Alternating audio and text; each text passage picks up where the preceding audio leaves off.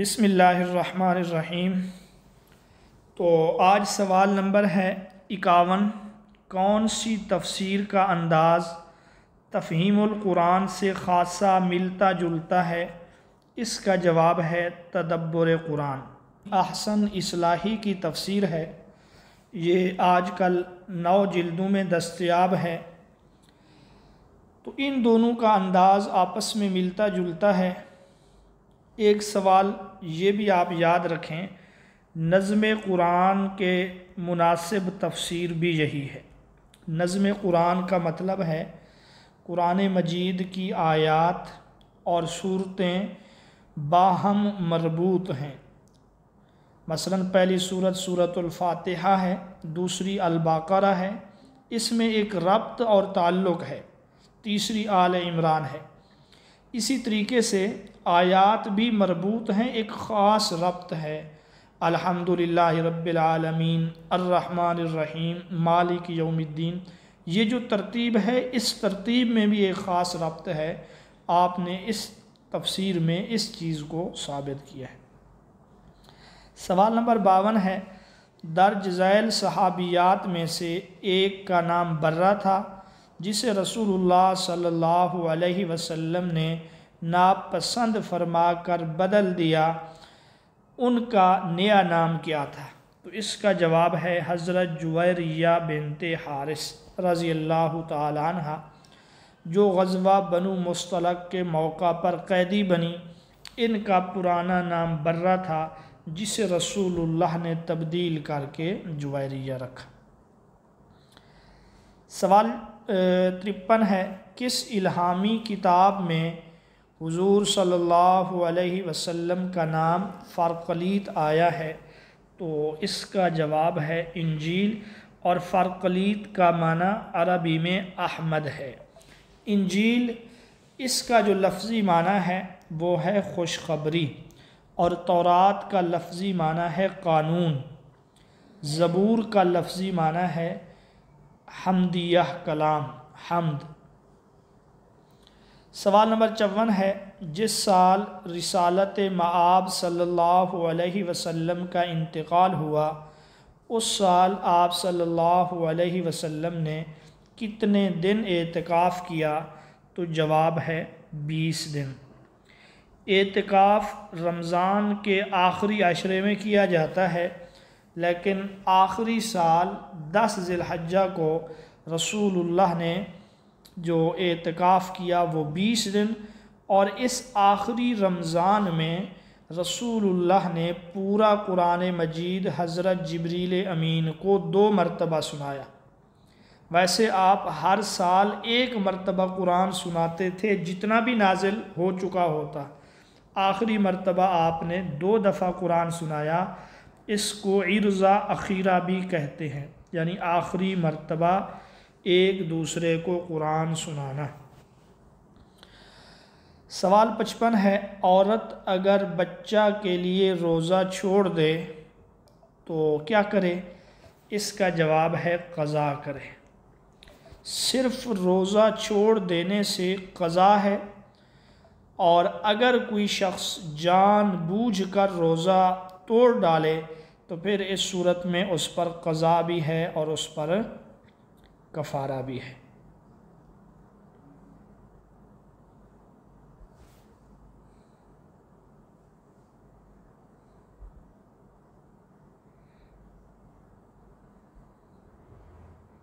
جی، اگلا سوال ہے، قرآن پاک کے مطابق تورات اور انجیل میں کن ہستیوں کی مثال بیان کی گئی ہے؟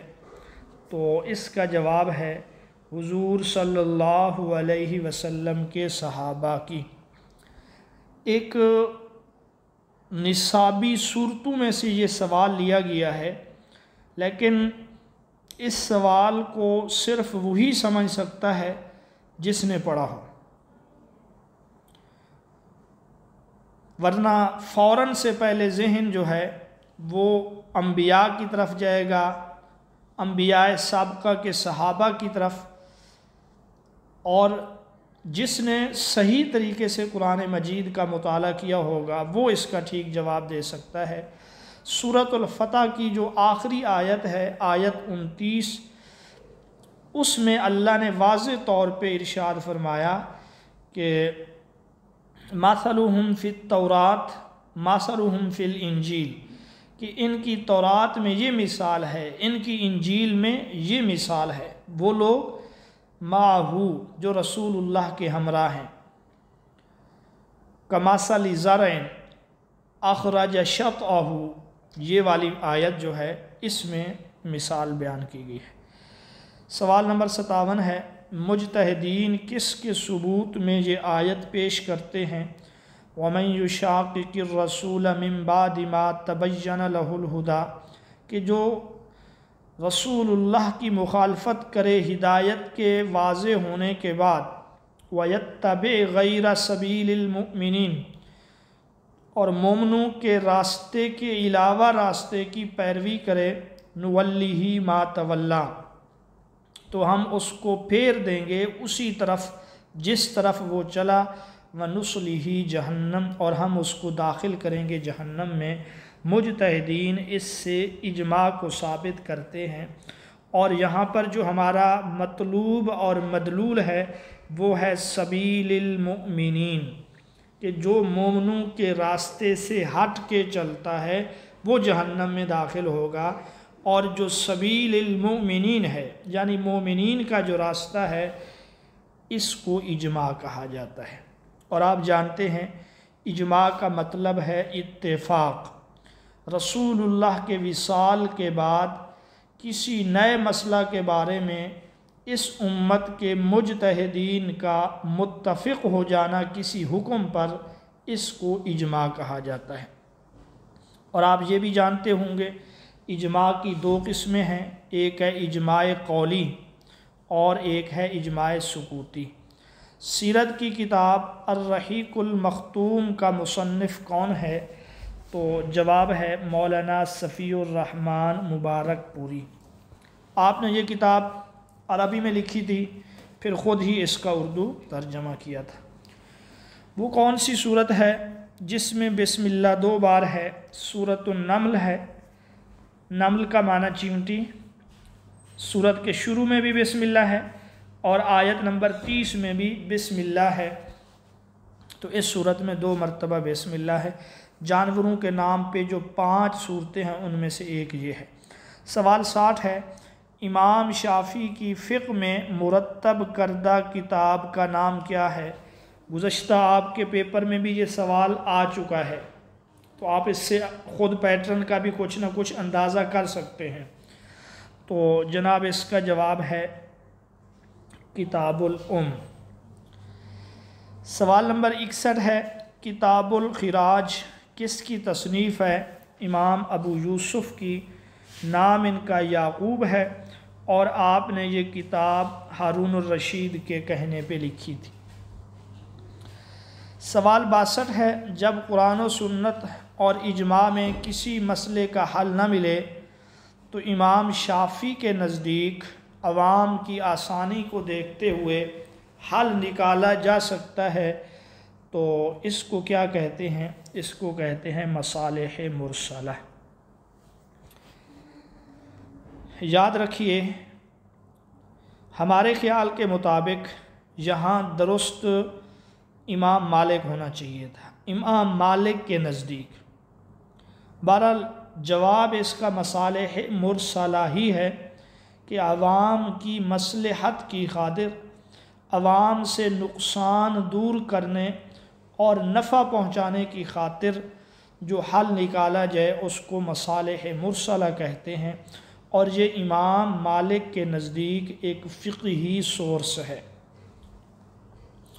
हुरूफ़ मुक़त्तआत में से कितने हुरूफ सिर्फ़ एक हर्फ पर मुश्तमिल हैं? तो ये भी जिसने हुरूफ़ मुक़त्तआत को ज़िंदगी में एक दफ़ा देखा हो या कोई हाफिज़ कुरान हो, वो इस सवाल को हल कर सकता है आसानी से। इसका जवाब है 3। उनमें से स्वाद और इसी तरीके से काफ और आखिरी जो है नून है। ये 3 हुरूफ हैं जो एक हरफी हुरूफ मुक़त्तआत हैं। حالت احرام میں کس جاندار کا شکار جائز ہے؟ مچھلی۔ اس کا دوسرا آپ ضابطہ یہ یاد رکھیں، سمندر کا جو شکار ہے وہ حالت احرام میں جائز ہے، خشکی کا جو شکار ہے وہ حرام ہے۔ لفظ لم مضارع کے آخر پر کیا اثر ڈالتا ہے؟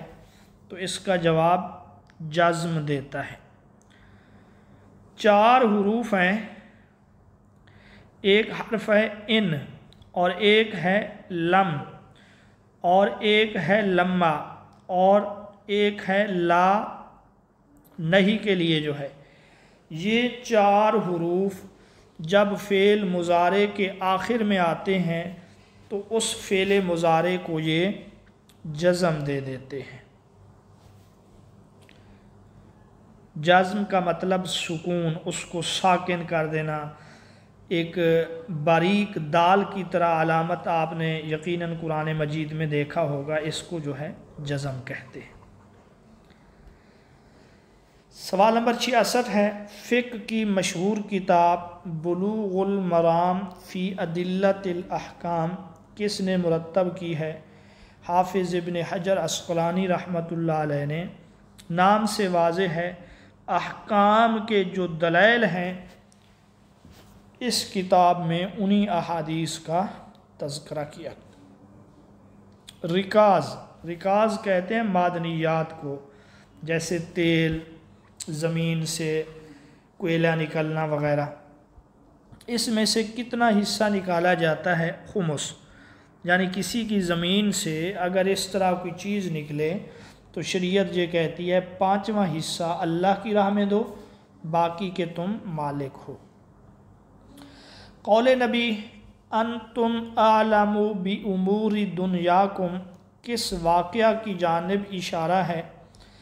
تو یہ اشارہ ہے تعبیر نخل کی طرف۔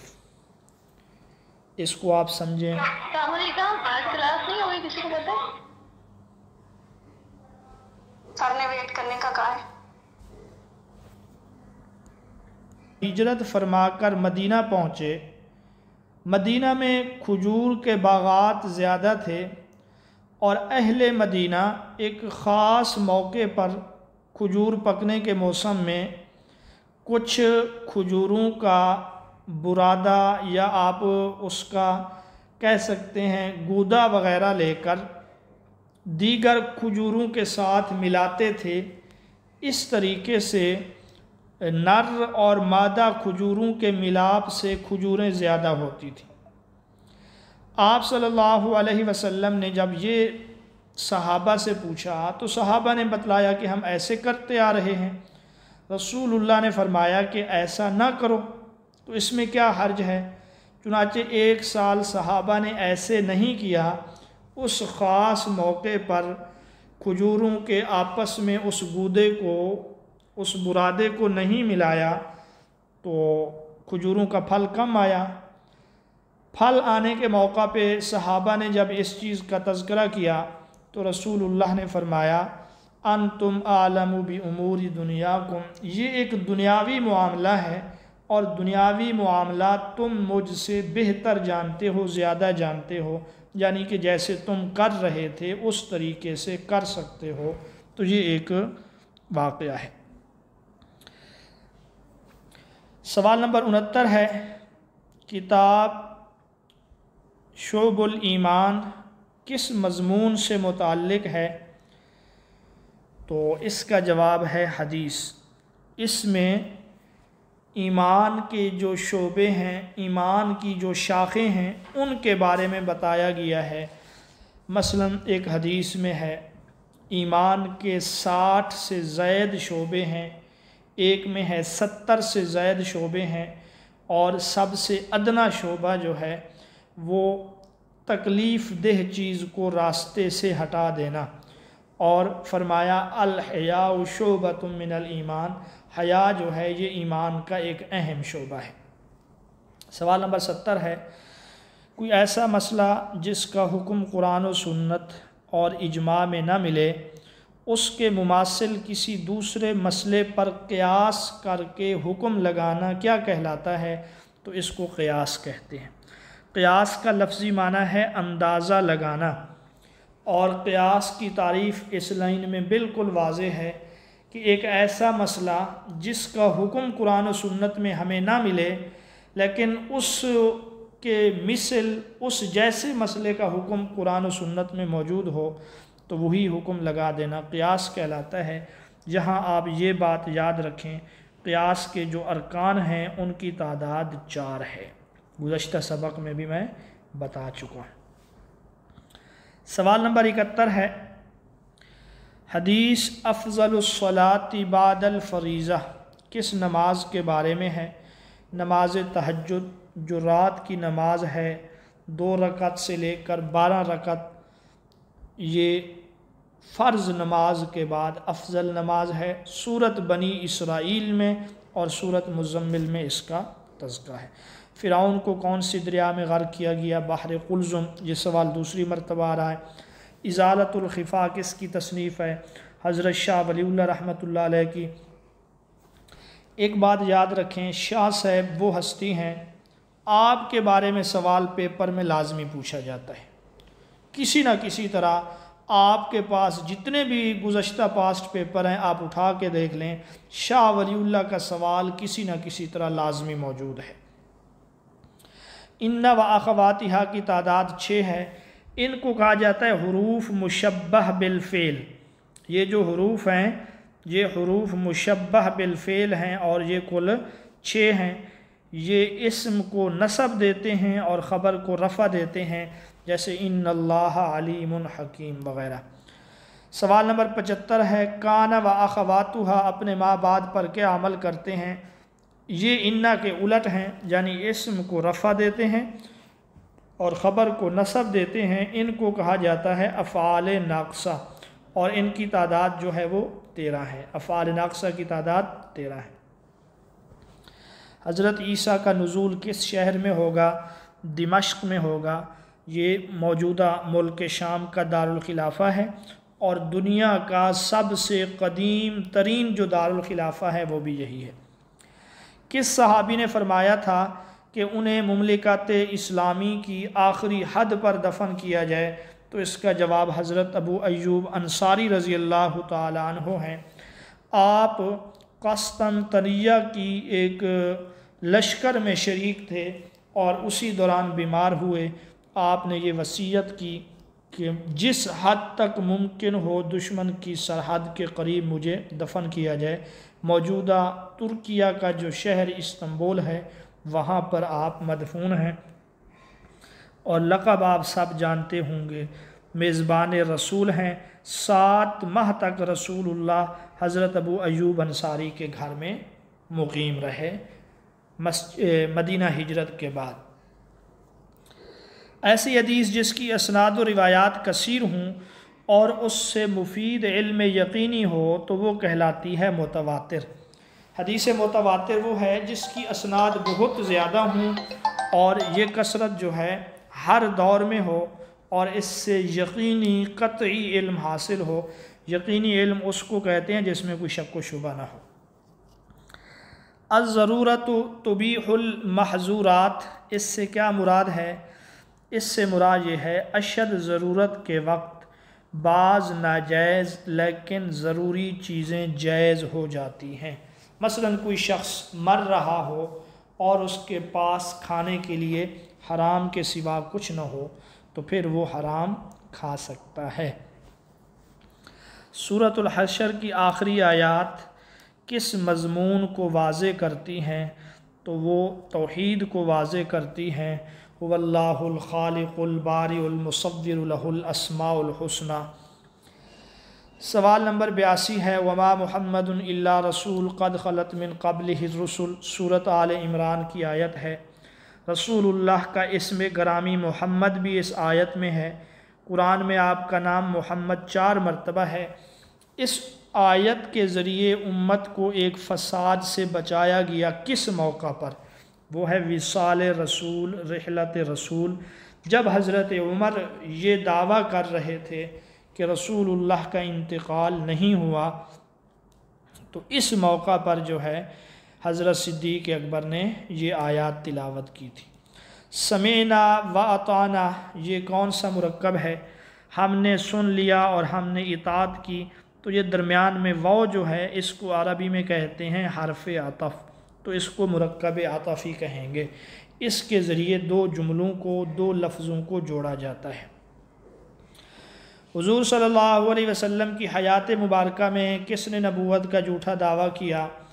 اب یہاں ایک سے زائد درست جواب بن سکتے ہیں، لیکن اس کا جو مشہور جواب ہے آپ نے وہ دیکھنا ہے، اور وہ ہے مسیلمہ کذاب، کیونکہ رسول اللہ نے خود اس کو کذاب کا لقب دیا، جھوٹے کا، اور کذاب کا لقب اسی لیے دیا کہ اس نے یہ کہا کہ میں تمہارے ساتھ نبوت کے معاملے میں شریک کیا گیا ہوں، تو رسول اللہ نے فرمایا کہ یہ کذاب ہے، جھوٹا ہے۔ ویسے رسول اللہ کے زمانے میں اسود نے بھی نبوت کا دعویٰ کیا، طلیحہ نے بھی دعویٰ کیا، لیکن سب سے پہلے جس نے کیا وہ مسیلمہ ہے، اور شہرت بھی اسی کو ملی ہے۔ لہٰذا اگر آپ کے پیپر میں ایسا سوال آ جائے تو کمیشن کی طرف سے آپ ان کو بعد میں کہہ بھی سکتے ہیں، لیکن وہاں آپ انتخاب اسی کا کریں جو زیادہ مشہور ہو۔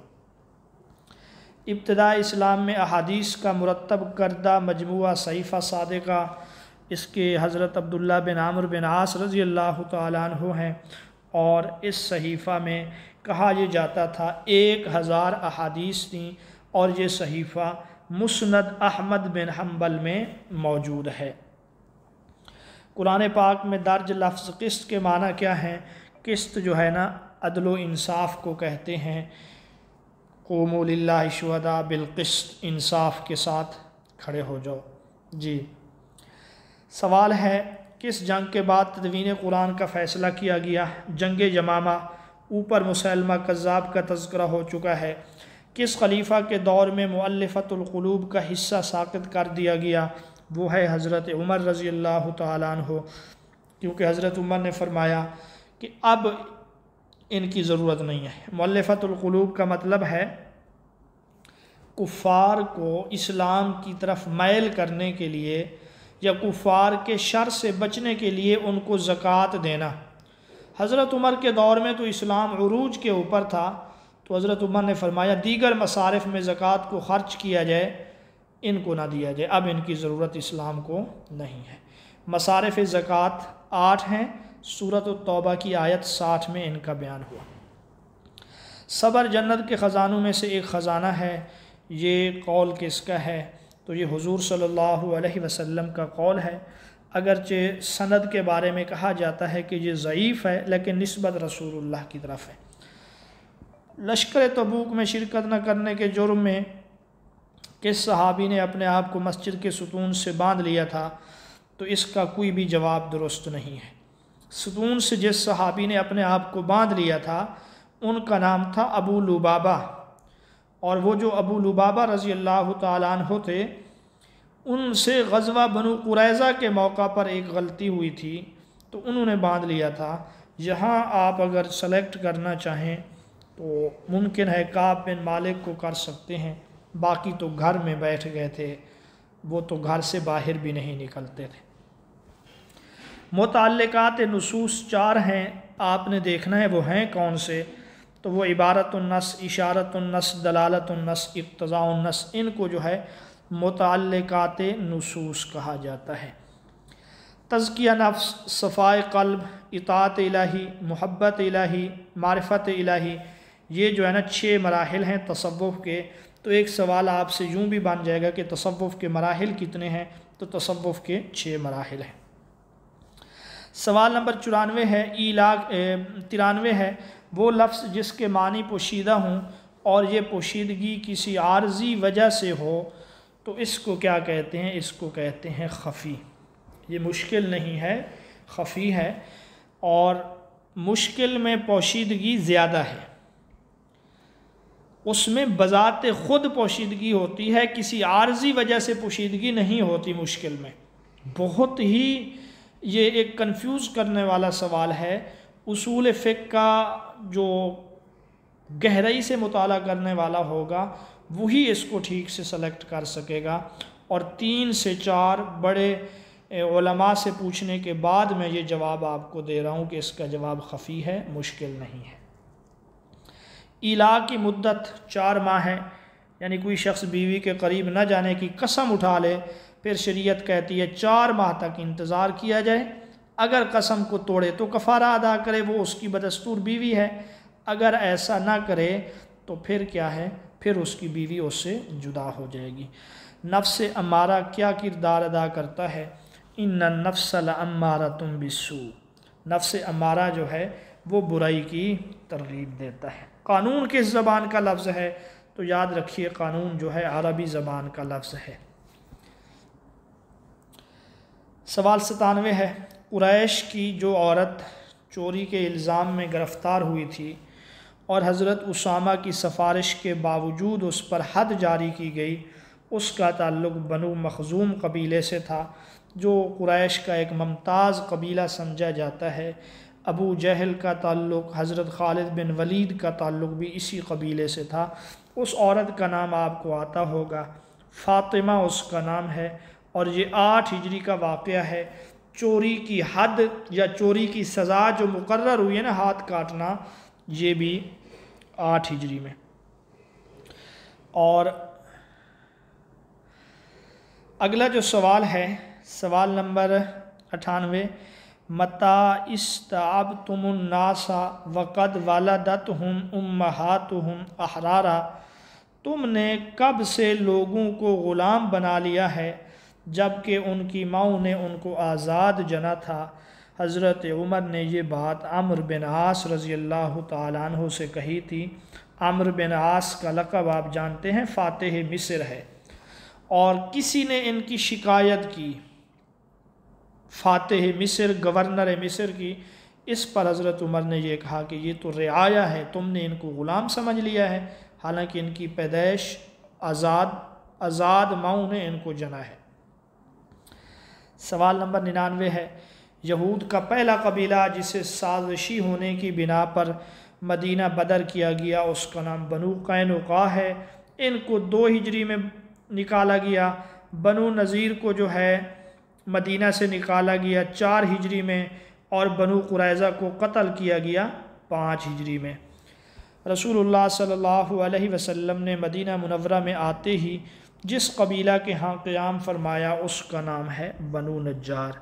رسول اللہ کا ننہال قبیلہ بھی یہی تھا، اور آپ جب 6 سال کی عمر میں مدینہ آئے تب بھی آپ نے یہیں پر اپنی والدہ کے ہمراہ 1 ماہ تک قیام کیا تھا۔ تو یہ ہمارے 100 سوال جو ہیں مکمل ہو چکے ہیں۔ آپ کی اگر توجہ ہو تو میں آپ کو کچھ چیزیں یہاں پہ بتانا چاہوں گا۔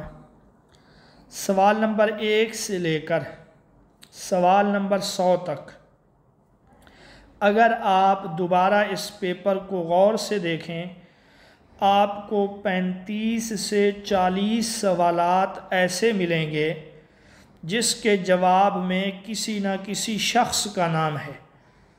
مثلا جالوت کو قتل کیا داود نے، موطا امام مالک، اور اسی طریقے سے فتنہ ارتداد حضرت ابو بکر صدیق، اور اسی طرح اقرا الصحابہ ابی بن کعب ہیں۔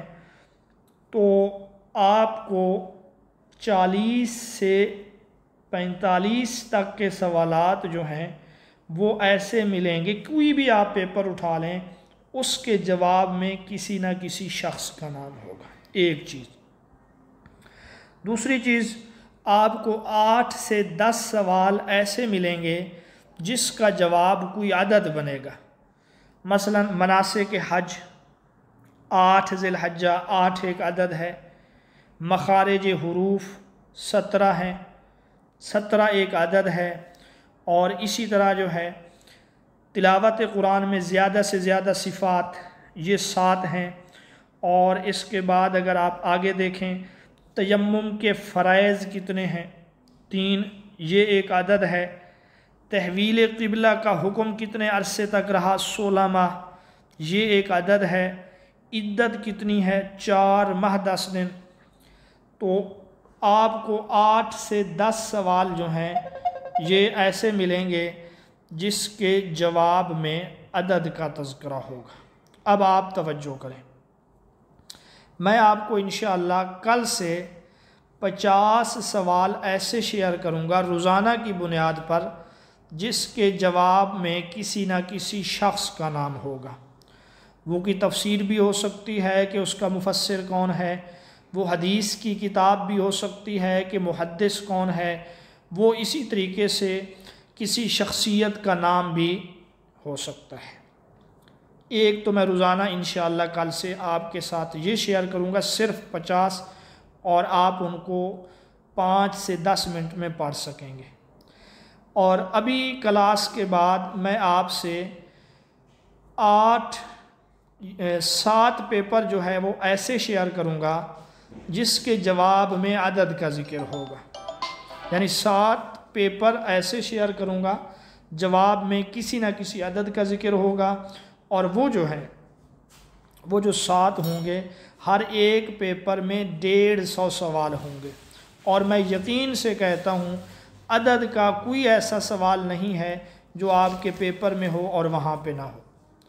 اب پڑھنا آپ نے ہے، 150 سوال بالکل مختصر شارٹ کر کے بنائے گئے ہیں، وہ آپ نے پڑھنے ہیں، یاد کرنے ہیں۔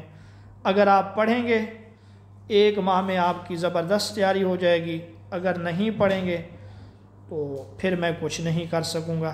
مجھے امید ہے کہ آپ میرے ساتھ چلیں گے، تعاون کریں گے، اور انشاءاللہ بہت ہی اچھی ہماری تیاری ہوگی۔